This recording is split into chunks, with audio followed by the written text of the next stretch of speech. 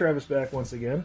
So something I found interesting on Sunday there is that the Cleveland Browns' Myles Garrett actually broke the record for most sacks by a player before he turns 28. He had to get 80. I think he's up to 81 now. And he doesn't turn 28 until around New Year's Eve time, so that's very impressive by him. And, of course, TJ this year broke the Steelers' record for most sacks in franchise history. So I want your guys' thoughts. You know, where do those two, Myles Garrett and TJ Watt, rank like all time for you as far as, you know, sack artists go? Obviously, this is going to go beyond just the stats, you know, since obviously they're not technically in the official record yet, since sacks weren't an official tally until like 1982. So a lot of guys, a lot of really talented guys before that really get the short end of the stick. You know what I mean? I think Mean Joe Green unofficially has 77.5 sacks, but you figure just what he meant to that defense, especially, you know, kicking it all off, leading to the steel curtain, everything. That was very impressive. To me, you know, Bruce Smith has to be there since he's the official record holder. Plus, you got Lawrence Taylor, Deacon Jones from back in the day. So where do TJ Watt and Myles Garrett fit in, at least for you so far, as, you know, all-time sack artists? Let me know. Well, let me just say a couple things, and you can tell me if you agree with me. Definitely, Bruce Smith, I don't care how long you played, 200 sacks is an amazing stat. I don't care how long you played. That is an amazing stat. He has to be right up there. Reggie White, loved Reggie White. Loved him as a person. I mean, what a great guy. Deacon Jones. And Reggie White he had 198 sacks. He was only 2 behind Bruce. Deacon Jones, 173. And if you ever watch any of them old films, my God, he was a serious animal. Deacon Jones. Nobody wanted Deacon Jones. And then Julius Peppers. Now, I'll tell you, my two favorites is probably because they're linebackers. Is Lawrence Taylor was a force. Was a definite, absolute force. He was a game changer. He was an animal. He put fear on the field. And the other guy, Kevin Green. Kevin Green was always there. And then when it comes to like Garrett, they will be there. I mean, he's looking at 82 right now with 5 years. TJ Watt, or Mr. Watt, has 85 and a half, and that's in 6 years. So, you know, if you double them up, which I expect them to still match those in the next double their years up, you're looking at 170 plus, you know, for each of them. So I think when it's all said and done with, I do think Myles Garrett and Watt will be right up there with the top 5 echelon. I absolutely agree. I think that by the time they're both done playing, that they're going to be near the top. I think the one thing that actually, I think let's take this a little bit further. Bruce Smith played 15 years, had 200 sacks. So he was averaging 11 sacks a year for 18 years. I'm sorry. So he played 18 years, had 200 sacks. So he averaged 11 sacks a year. Watt and Myles Garrett both have about 6 years under their belt. They're both averaging, give or take, about 14 sacks a year. Okay.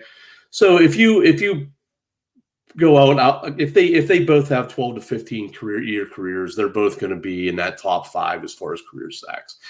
Here to me is where I give guys like Bruce Smith, Deacon Jones, Lawrence Taylor. This is where I give these guys a little bit of an edge. The game's changed, Ron, so much from when these guys played.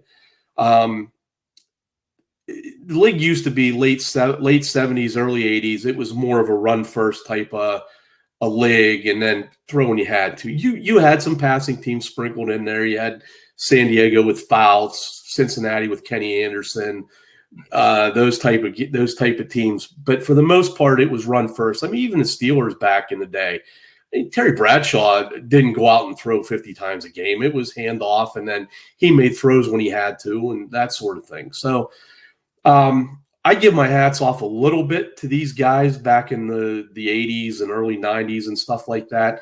because really until Walsh came around with that Niners offense that kind of sets up where we're at today, Right. we were predominantly, it was a run-heavy league. I remember when I first got into fantasy football, everybody wanted that running back because those guys were getting 30 carries a game and putting up the numbers. Receivers weren't that big of a deal back then.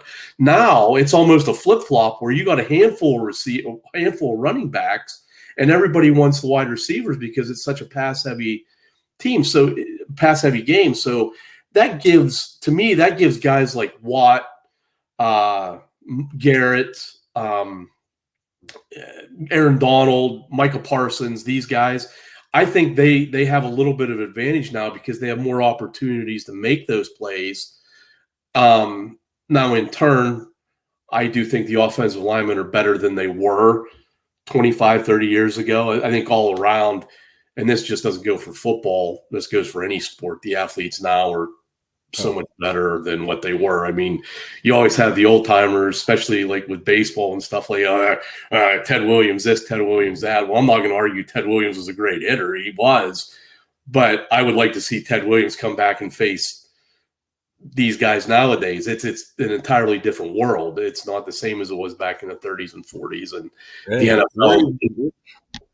We're evolving as humans. I mean, and it's obvious we're evolving as athletes. I mean, when you got your 12 and 14-year-olds competing in tennis against, adults. I mean, we see it in wrestling. You got these young kids that can just dominate older.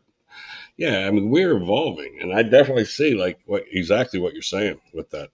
Yep, it's it's scary where these NFL athletes are going, just how big and fast and strong they get from year to year. I mean, we talked about this a couple podcasts ago when I referenced what Ham and Lambert looked like at linebacker in the 70s. Those guys, these guys that play linebacker and safety now in the NFL are just unbelievable human beings as far as size and strength. I respect Ham and Lambert for as good as they were, but I don't think they compete in today's NFL. I don't think they're even on a roster. And that's the difference. I think when everything's said and done, just to make a long story short, I do think Watt, Garrett, these guys, you're going to see them in the upper echelon of sack artists when everything's said and done. Who knows? Maybe one of them does blow past 200. I mean, on the pace they are now, that's not completely out of the realm of possibility, depending on, of course, you got to take injuries and longevity and all that stuff into account. And the kind of money they make, maybe they don't have to play 18 years anymore. Maybe they don't have to play 15. They decide to hang it up after 12, whatever. So, I mean, there's a lot of factors, but I do think that both of them go down as a couple of the best defensive players. I mean, they're probably both future Hall of Famers. I mean, right. See, that's pretty much easily said there, I believe.